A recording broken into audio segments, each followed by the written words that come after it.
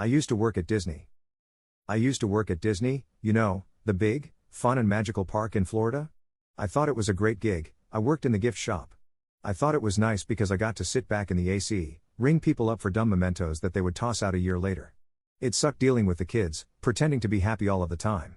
The pay was great though, $15 an hour for full-time work, a paid hotel room, discounted meals and a job that would look great on my resume. Everything went really well for the first couple of weeks. I kept my head down, did my job and tried not to rock the boat. That was until I got a new manager. We are going to call him Frank, because fuck Frank. Frank used to like to sneak off to those secret tunnels to smoke weed and hit on the Disney princesses. He was some overweight hotshot from Tennessee, I think. Anyway, one day Frank came back from the tunnel and he looked like he had seen a ghost. Either that or Cinderella finally reported him for sexual harassment or something. I mean, he was really shaking and as white as a sheet. He made a beeline for his office, locked himself in there all damn day long. When I was closing up shop, I should mention that I always closed with the manager as a favor to the other guys, plus it got me a few hours of overtime each week. Anywho, at closing I go find Frank and the guy is covered in his own piss, chunks of vomit all over his face and he was drenched in sweat.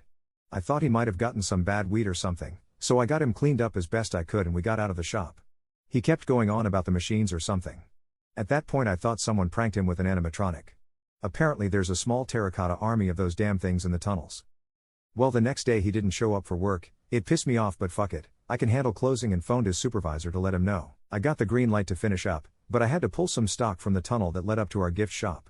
I figured I could use it as an opportunity to find out what happened to Frank that spooked him so bad. Disney has cameras all over the place, so it's near impossible to go into those tunnels without security knowing. 3 people got fired a week or so ago for just exploring down there after work. Well, I can say this much, exploring was a huge mistake. I got into the tunnel and it was really well lit. I was expecting some James Bond kind of look because I had never been down there before.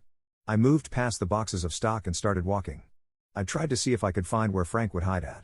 It needed to have food, good ventilation from all of the pot he smoked and probably a view of the girls that would come and go. I thought I hit the jackpot when I came across this janitor closet. It was pretty empty, so I guess they probably weren't using it. I kept hearing some low murmurs, like people whispering. I closed the door behind me so I could hear better, and I finally located the source of the sound. Before I go on, you have to know something. Every line, word, facial expression and response is written, edited and monitored by Disney.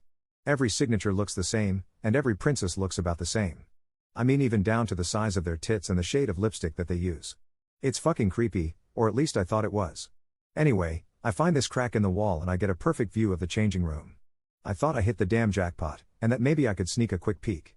It's a perverted thing to do, I know this, but I was also 18 at the time and horny teenagers are going to be horny teenagers.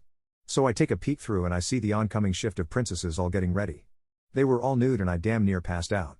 I thought I had the best luck. It was then that I began to notice something. They were all murmuring the lines they say out in the park. They didn't have any sort of expression on their faces either. It was just a deadpan recital of what they would say to guests. I also began to notice other odd things, like that none of them had any pubic hair, at all. That and, well, none of them had any nipples. I know, it's funny as fuck to read that, but it really jarred me. Even how the wigs sat on their heads looked odd. I mean, usually there is a strand or two, maybe even a full lock of hair that sneaks its way out from under the wig, but these looked damn near perfect. Everything was going well until the girl who played Belle locked her eyes with mine.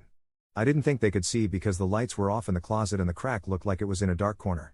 But she just looked at me and then said welcome to Disney, and then she gave me this odd smile before going back to her makeup. To be continued. Hey guys. Let me know what you think of this so far in the comments or by PM. I'd like to write more, but it's my first pasta, and I kind of want some feedback on this.